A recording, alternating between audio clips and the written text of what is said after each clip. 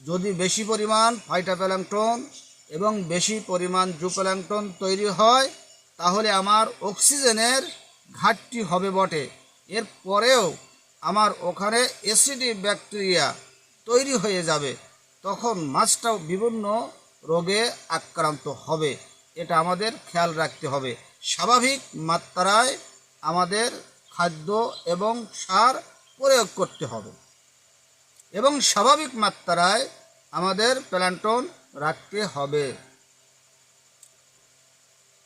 অনেক উদ্ভিদ থাকায় অক্সিজেন গ্রহণের স্পেসগুলো দখল করে ফেলে।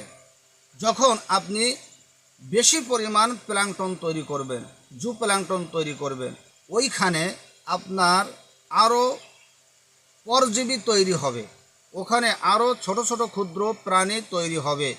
ওই প্রাণীগুলো অক্সিজেন গ্রহণ করে এবং ওই প্রাণীগুলো অক্সিজেন গ্রহণ করার ফলে আমার পানির ভিতরে জলাশয়ে মাছের অক্সিজেন নেওয়ার জন্য যে জায়গাগুলো আছে, যে স্পেসগুলো আছে, এই স্পেসগুলো তারা দখল করে ফেলে।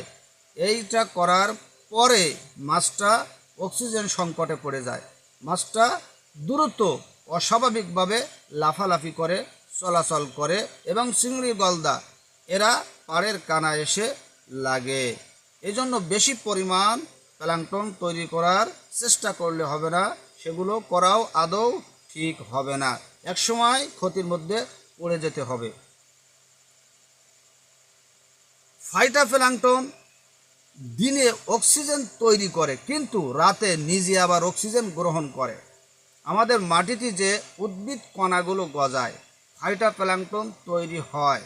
এই ফাইটোপ্ল্যাঙ্কটন তৈরি হয়, এই ফাইটোপ্ল্যাঙ্কটন দিনের বেলায় অক্সিজেন তৈরি করে, আবার রাত্রে নিজে আবার অক্সিজেন গ্রহণ করে। তাহলে দেখা যায় আমার জলাশয়ে অক্সিজেন আমার ঠিক স্বাভাবিক মাত্রায় রাখার একটি পরিকল্পনা মাফিক প্রস্তুতি আমার নিতে হবে এবং ঠিক সেইভাবে আমার রাখতে হবে জলাশয়টা। তাহলে আমি এই সমস্যার ভিতরে আমি পড়ব না। তাহলে ফাইটোপ্ল্যাঙ্কটন দিনে অক্সিজেন তৈরি করে, আবার রাতে নিজে তা গ্রহণ করে। আর জুপ্ল্যাঙ্কটন বেশি হলে অক্সিজেন ব্যয় আবার বেশি হয়। এবার একটু চিন্তা করেন, আপনার জলাশয়ে যে পরিমাণ মাছ আছে, ওই মাছের যে পরিমাণ অক্সিজেনের দরকার এবং যে পরিমাণ অক্সিজেনের সরবরাহ থাকা উচিত, ঠিক সেইভাবে অক্সিজেন সরবরাহ ওখানে নাই। কারণ কি, আপনার অন্য অন্য প্রাণী তৈরি হয়ে গেছে, অতিরিক্ত জুপ্ল্যাঙ্কটন হওয়ার কারণে তারা অক্সিজেন গ্রহণ করছে এবং ওই জলাশয়ের অক্সিজেনের যে স্পেসগুলো তারা দখল করে নিচ্ছে।